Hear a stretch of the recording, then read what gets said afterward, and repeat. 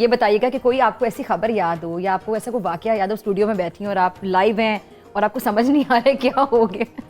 अच्छा फैजा, अक्सर ऐसे वाकयात होते हैं ना। मैंने कभी खबरें नहीं पढ़ी तो इसलिए मेरा वो वाला प्रोग्राम में कभी प्रोग्राम्स के अंदर मुख्तलिफ चीज़ें आती रही हैं, लेकिन क्योंकि हम लोग फिर ब्रेकिंग पे चले जाते हैं तो फिर वहाँ वो कोई ऐसा प्रोग्राम आपको याद हो कि ऐसी गुफ्तगू हो गई कि आपको समझ नहीं कि कंट्रोल कैसे करें, लेकिन आपने करना तो था कंट्रोल, आपने। अच्छा, मैं जब कोई लड़ रहा हो ना तो मुझे ये बात पसंद नहीं आती कि शो के अंदर कोई फजूल में लड़ना शुरू हो जाए, बिकॉज आई फील के इस तरीके से कोई भी किसी की बात भी नहीं सुन सकता। आप एक के ऊपर बोल रहे हैं, दूसरा दूसरे के ऊपर बोल रहा है, तो फिर मैं ये करती हूँ कि फिर मैं या तो उनको काम डाउन करा देती हूँ कि फॉर हेवन सेक आप लोग लीडर्स हैं, आप लोगों को लोग फॉलो करते हैं, आप रोल मॉडल्स हैं, आप लोग देख रहे हैं। यहाँ तो लोग उठा उठा के ग्लासेस मार देते हैं ना एक दूसरे पे।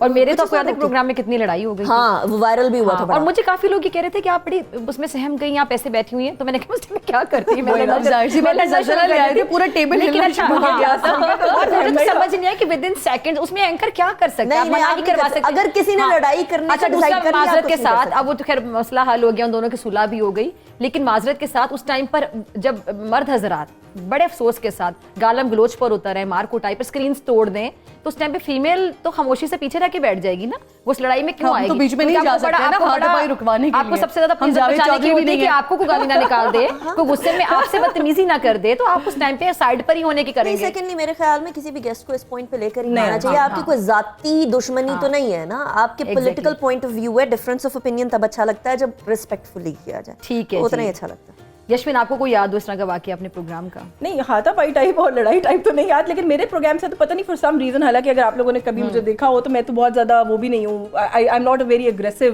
Anchor person. मेरे शो से मल्टीपल टाइम लोग उठ के गए हैं, मतलब मल्टीपल शोज में बहुत सारे, मुराद सईद साहब उठ के गए हैं, शौकत यूसुफ सईद साहब उठ के गए हैं, मैं बहुत सारे नाम ले सकती हूँ। जो मेरे डॉक्टर आमिर लियाकत अल्लाह बख्शे, वो मेरे प्रोग्राम से 2 दफा उठ कर गए हैं। सो समहाउ ये होता रहा है मेरे साथ कि लोग उठ के चले जाते हैं और जाने वाले को मैं सीट पे क्या रखती हूँ ये मुझे नहीं पता, लेकिन इस तरह की तो कोई चीज़ नहीं। वो कोई स्टूपिड हरकतें जो है वो मुझे अपनी बहुत सारी याद है। लाइव प्रोग्राम्स के दौरान मैंने बहुत कारनामे किए हुए। एक लाइव शो में चीख भी मारी हुई है, क्योंकि वो एक ईद का ही प्रोग्राम था। Back in the day, like 2008, और मॉर्निंग शो करती थी मैं उस टाइम पे, और बिल्कुल 2 महीने हुए थे ऑन एयर हुए। मुझे ना बहुत सीरियस किस्म का एनिमल फोबिया है, मुझे हर तरह के जानवर से आई कांट हैंडल दैट।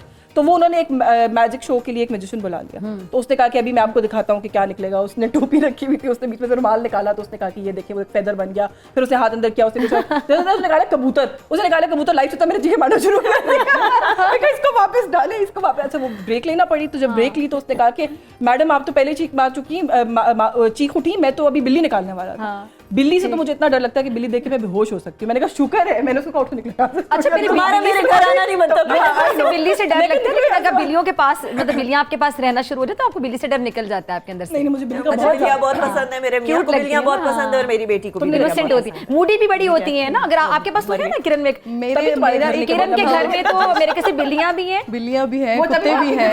नहीं, लेकिन उनका बिल्कुल सिस्टम ही अलग है ना, वो आपको कभी दिखेंगे भी नहीं जब घर आएंगे। अच्छा, पता है पर्शियन पोर्शन ही अलग है, मूडी भी होती है।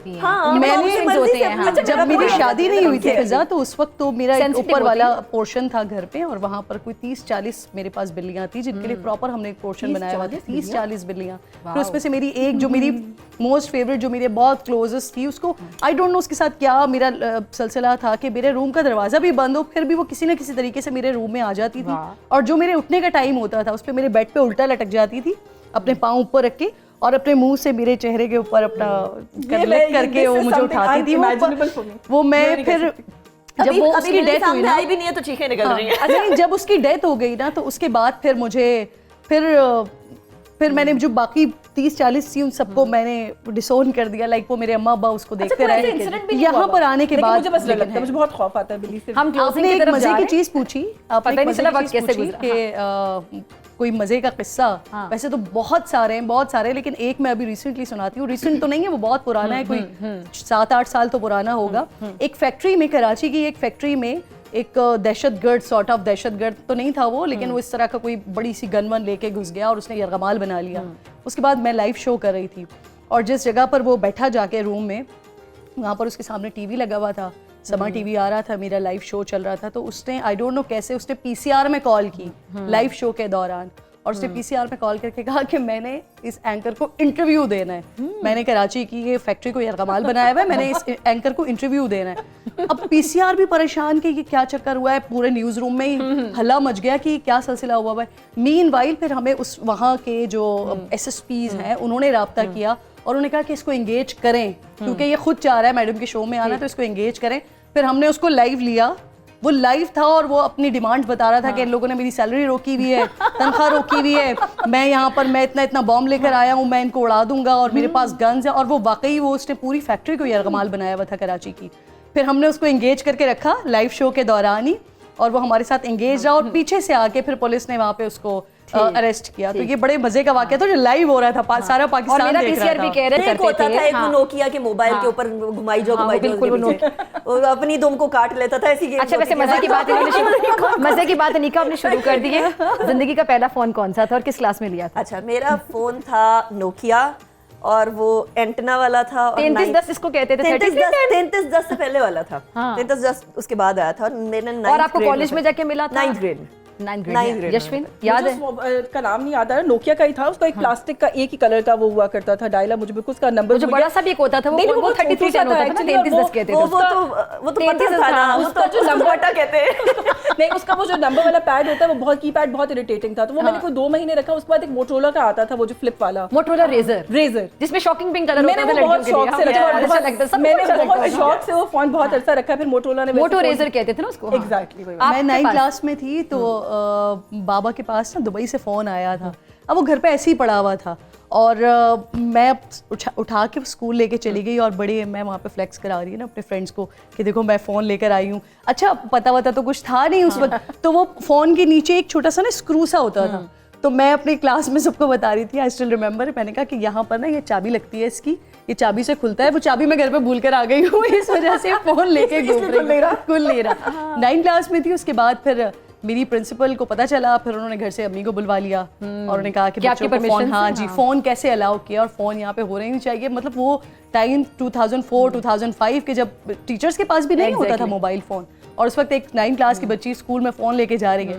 तो अम्मी को बुला लिया, फिर बड़ी डांट वाट पड़ी। तो आज तक मुझे याद है कि अल्लाह मैं कैसे प्रैंक करती थी, लोग कैसे पागल बनाती थी, किसके पीछे चाबी लगेगी, चाबी से खुलेगा, इसलिए वो चाबी। अच्छा, बच्चे बचपन में बातें करते हैं। हाँ, कोई हमारे भी कुछ ऐसे क्लास फेलोज होते थे कि हमारी क्लास में एक बच्चा था जो कहता था कि हमारे घर में तो वो हेलीपैड और बाकायदा वो हेलीकॉप्टर लैंड करता है।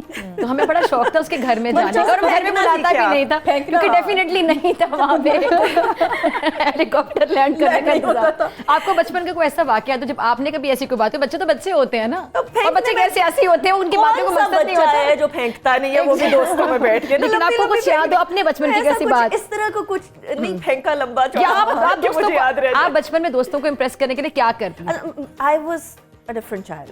मुझे लोगों को इम्प्रेस करने का ना तब शौक था ना अब शौक है। जिसने बहुत प्यारी बात। जिसने बुराई करनी है करे, मेरे गुनाह आप अपने सर पे ले, मुझे और ये बात समझ आ रही तो मेरे ख्याल से जिंदगी बड़े सुकून में आ जाती है। मेरी माइंड में मेरे पेरेंट्स ने एक चीज डाल दी थी जो कि मैं अपनी बेटी के जहन में डाल रही हूँ कि आपका किसी से कंपटीशन हो नहीं सकता। आपका कंपटीशन अपने आप से, कि आप कल कैसे थे, आज आपने कितना बेहतर किया खुद को, और आज अपने पर कितना काम कर रहे हो। इसलिए नहीं हो सकता क्योंकि आप बंदर, मछली, हाथी, पैंडा, इन सबको इकट्ठा खड़ा करके एक टाइप की रेस नहीं करवा सकते। Beautiful. Everybody has their own strengths. अगर किसी की पढ़ाई में स्ट्रेंथ है तो दूसरे बंदे की आर्ट में स्ट्रेंथ होगी, किसी की बात करने में स्ट्रेंथ है तो किसी की जो है वो किसी और म्यूजिशियन के कोई म्यूजिक इंस्ट्रूमेंट में कोई स्ट्रेंथ होगी। तो मैं अपनी बेटी को भी बोलती हूँ, बेटा आपकी किसी से कोई कंपटीशन नहीं है, आप आज जैसी हैं उससे बेहतर और किसी की स्ट्रेंथ अच्छी या बुरी नहीं होती, यूनिक टू वन सेल्फ होती है और हर किसी की स्ट्रेंथ उसके लिहाज